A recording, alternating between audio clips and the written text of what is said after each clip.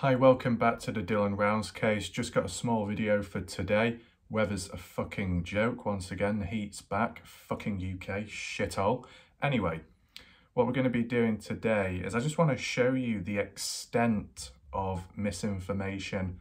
And I don't mean it in like a really serious negative way, witch hunt style. But what I'm talking about is the depth and the range and the areas and the categories it covers, okay? So, okay, you got a missing person case, Dylan Rounds. What happens when there is misinformation? Well, you go down the wrong route, you look at the wrong thing. It leads to wasting time and maybe even confusion. But, you know, eventually you get around it. You might tie up some loose ends much later on. But obviously, when it comes to a missing person, you want to try and solve things as soon as possible to ensure the best outcome. Now, I'm just going to read out bullet points of different types of people or different groups, just to show you the extent of how much of a mess the Dylan Rounds case is from the outside. You know why I say that? Because on the inside, there could be information we don't know of, in terms of like general public who don't know. So you can only think so much. You can only create so many impressions from what we can see and have experienced. If there is success going on behind the scenes, then that's good. But I don't know that because I wouldn't, would I? Just in case people start acting all impetuous towards me, okay? So what category? In no particular order, you've got the odd YouTubers. Bigger platform, more well-known, bigger audience, maybe creating the odd bit of misinformation. It could be done on purpose or it might be by accident, but it can happen. So that's one way of confusion. An example would be, in recent time, from the looks of it at least, is Doug from No Thanks. Doug was talking about Kurt washing Dylan's car, this and that. And then some other people were responding to me saying, what the fuck are you talking about? That's a load of bullshit. I didn't say it. Doug did, okay? And then I'm sure at one point, I might be wrong, but Zav Girl was talking about the phone being found. And it's like, well, that's not exactly true. It's a rumour. So bit of dodginess there, okay? So that's the first category, okay? And there'll probably be other people as well. Actually, let's move on to the next one.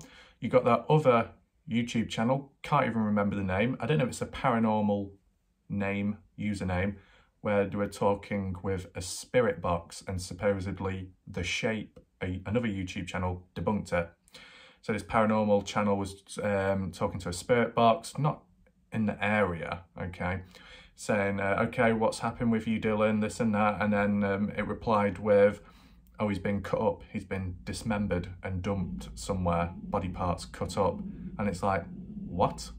And then you've got the other YouTubers, the psychics, the card readers, spreading all the misinformation, causing quite a lot of the misinformation about Dylan's whereabouts down a mine shaft. No, he's not. Over here. No, he's not. Under a trailer. No, he's not. Oh, he's been cut up. No, he's not. So that's the first category. Okay, and it's an important one, especially when you've got the big YouTubers, the big names, okay? They've got a decent sized audience. So if they start creating misinformation, that audience who looks up, who listens, who watches all the time, going to internalize those thoughts and information. So then their perception, their perspective, their outlook on the case will be warped and incorrect. So when they do come across other information that's differing, that could be the truth, they won't believe it.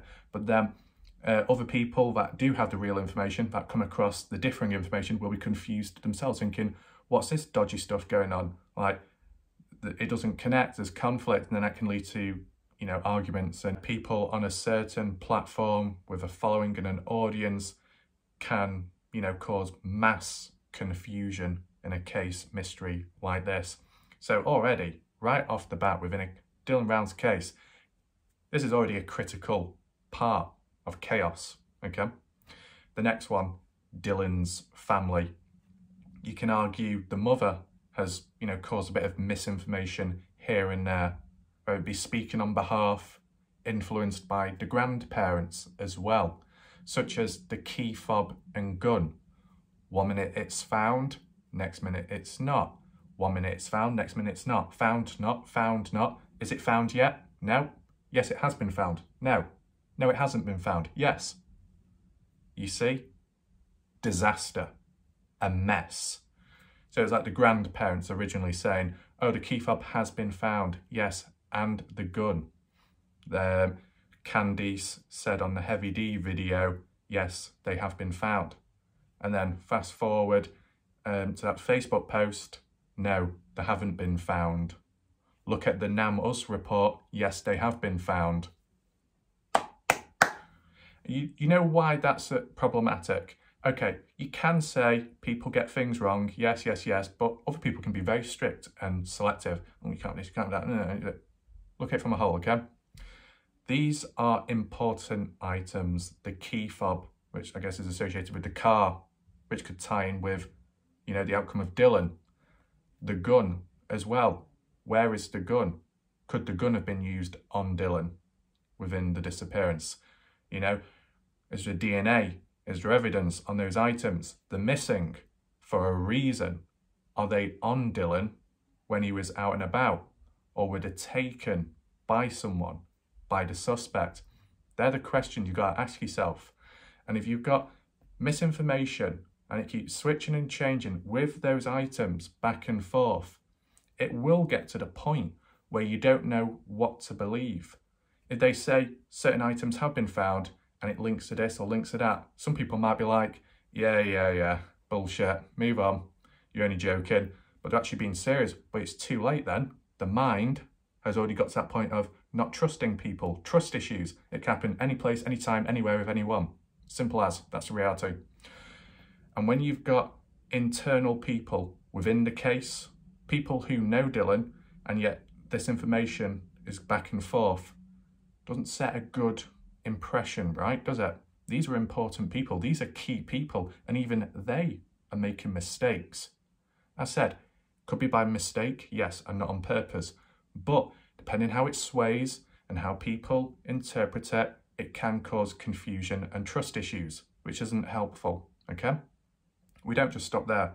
The law enforcement, whether it be the law enforcement, detectives, someone of authority within that department, because people have said the NamUs report is updated and information is added to it by those types of authority, not the family. Well, if that's the case, then they're not exactly doing a good job, are they? Because if it is the law enforcement or the detectives or some kind of authority, they're the ones that have entered in the, likely, potentially the incorrect height, a very unrealistic weight, and the gun and key fob, okay? Now, I'll get into a bit more detail in a second, okay? Some people can come back at me and use the counterpoint and say, oh, well, they're just doing their job. Oh, they're just using like an outdated ID card of something to do with Dylan. It's outdated when he was younger back then, so his measurements, his stats and information like that will be out of date. Well, then use your head and use common sense.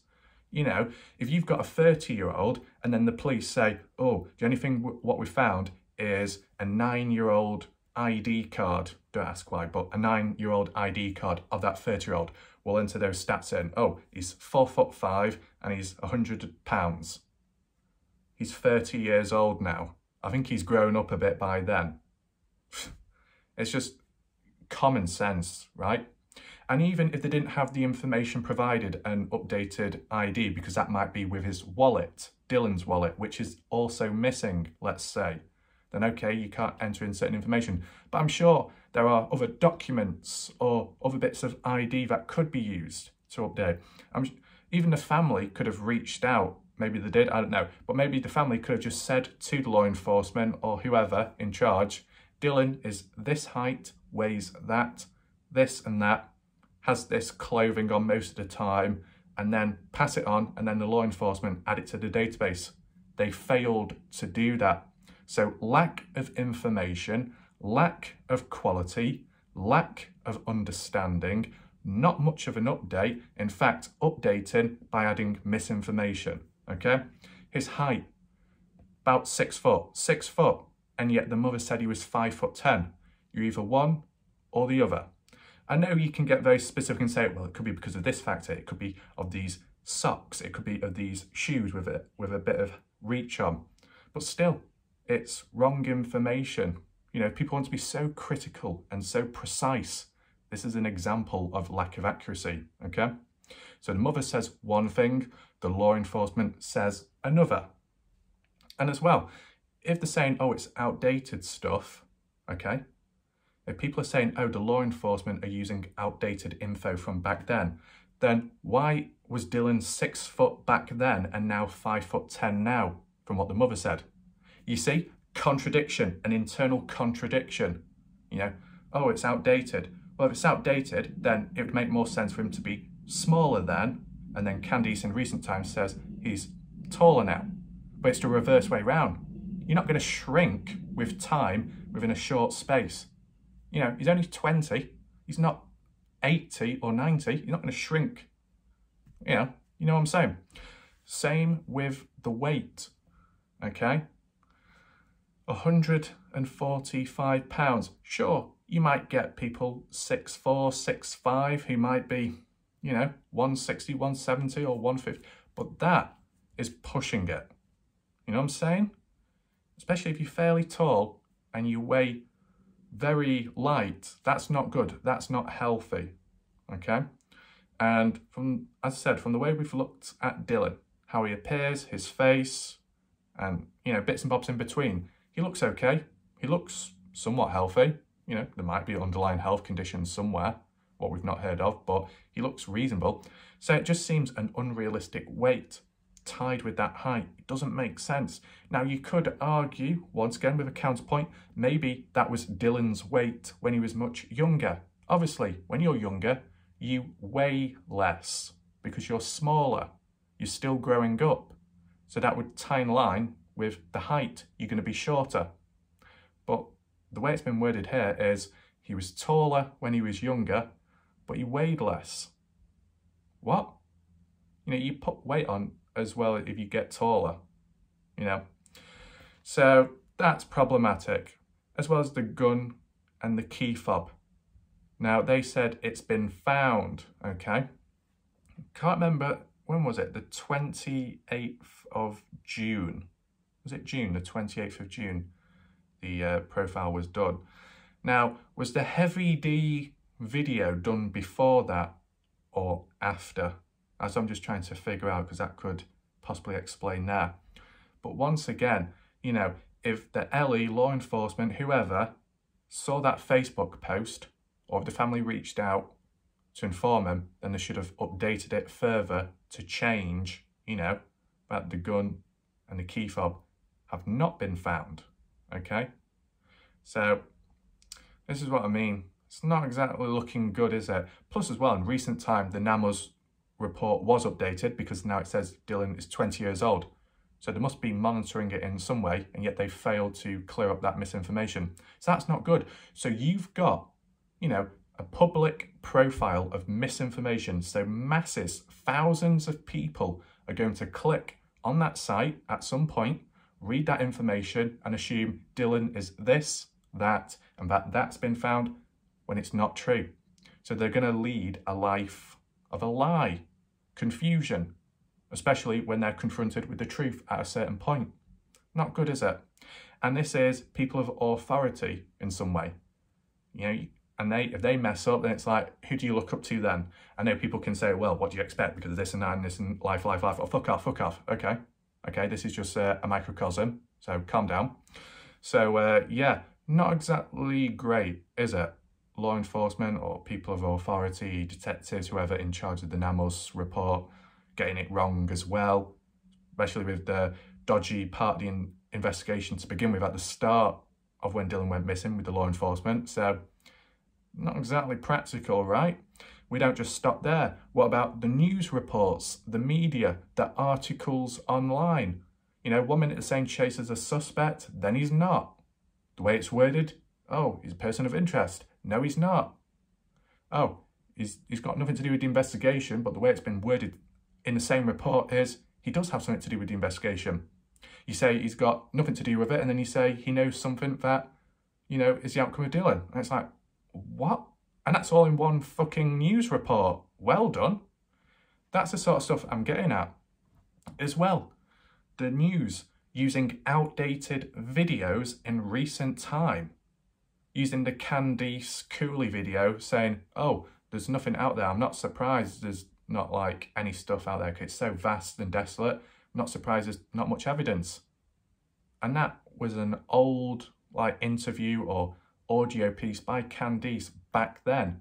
And yet just in recent time, maybe a week or two ago, a news channel used that clip. And it's like, that's not relevant now. How does that make sense? So they've done that. And as well, they used certain videos and footage of Candice in recent time of previous interviews done where she might have said different things to what she has said now. You know what I'm saying? So back then, she would have only known so much. And with time, she has learnt things, updates about the case, investigation, leads, suspects, things being debunked, and so on. And yet these news channels and reports are using old footage of what she originally said and not the latest footage of what she's now saying. So that is showing direct, done with intent to spread, to start misinformation and confusion by the hands of the news reports, the news channels on YouTube and in some articles as well. And then it's putting a spin and twisting it in a way that it's depicting Candice in that situation as causing misinformation through misunderstanding when people watch it, because when people watch it, they'll just assume, wait, Candice is now saying this, but just before she was saying that. And then before that, she was saying what she's saying now, what we're seeing now. But this is outdated, but we're not to know unless you've seen it yourself way back then. Or if there's a date on the screen, and there doesn't seem to be. So when you get these random people coming along, new people to the mystery, people might have not seen it before, not been following the case from the start. When they see this news report, this footage right now, they're going to think this is real time. This is where we're at. And then when they start talking to other people or leaving comments elsewhere saying, oh, did you hear about what Candice said about no evidence being found out there, about Chase being the main suspect? All those other people will come back and say, the fuck are you on about? You know, I think you need to get your facts right. And then the other people are like, well, what the hell are you on about? No, it was this, it was that. And the other people are like, no. You see, conflict, confusion, frustration, arguments, all because of the news report and the articles. Another example, the articles when they were talking about the recent thing with you know, the East Idaho News Channel. That's probably the only one that's been okay, I'll be fair. You know, Fox News, bit dodgy. The ABC, Utah, no, dodgy, those are. But in terms of one of the news reports, articles, okay, I can't remember which one it was on, but the way it was worded, it was in reference to Dylan's 20th birthday. Same thing that was done on the East Idaho News Channel, but the way the article worded it was heartbreaking news, something like that. And when you read that, you instantly think, oh, Dylan's been found, but his remains. No, it had nothing to do with that. It was to do with bloody planting seeds. Okay, it's bad that Dylan hasn't been found yet, and it's his birthday and stuff, but the use of the word, you know, the use of the word heartbreaking or gut-wrenching or something like that, it makes it sound worse than what it actually is at this moment in time.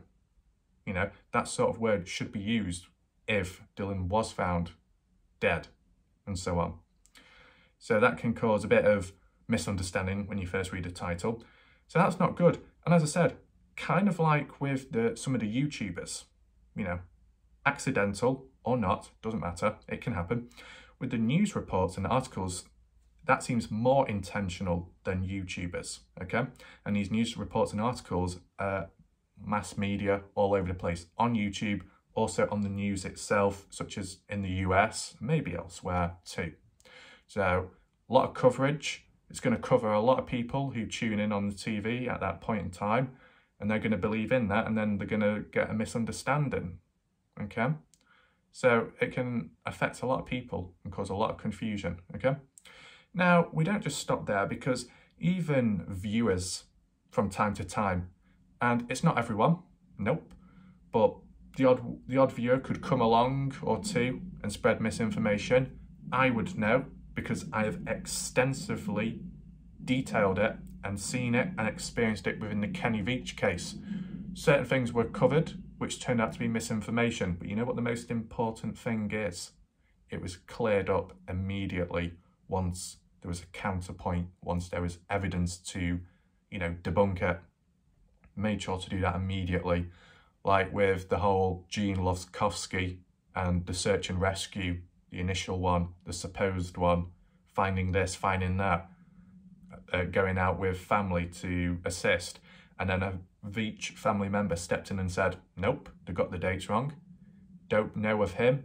I reached out to the actual search and rescue leader, and they don't know anyone called Gene Luskovsky, so there must be a fake, and so on. No, that was the incorrect date.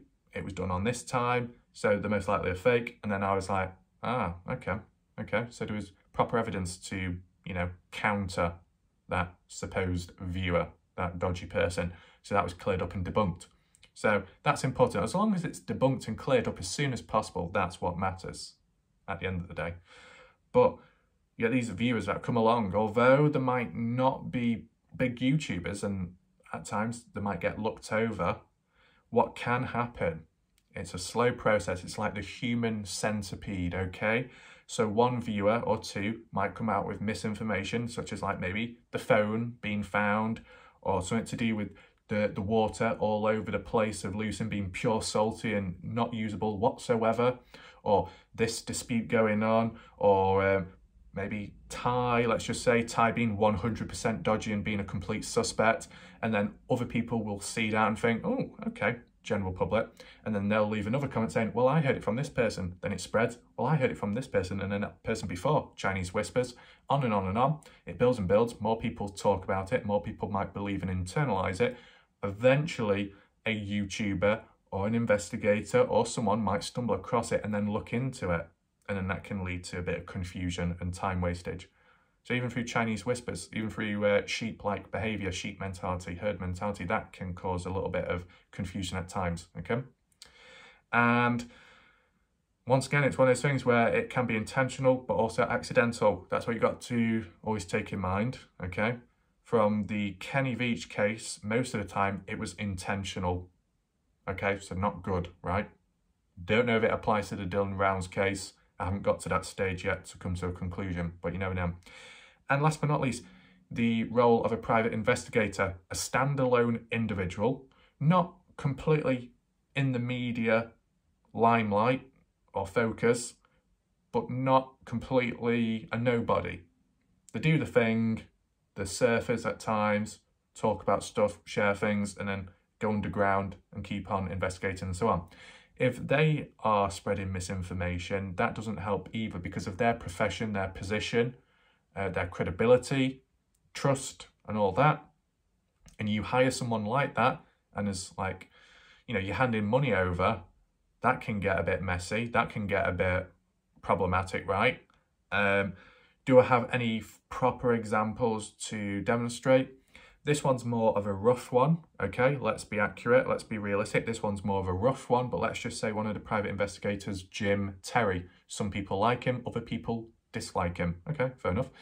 Supposedly, Jim Terry has been known for spreading misinformation, specifically to do with Dylan being in a relationship with another male, that Dylan is gay, and so on.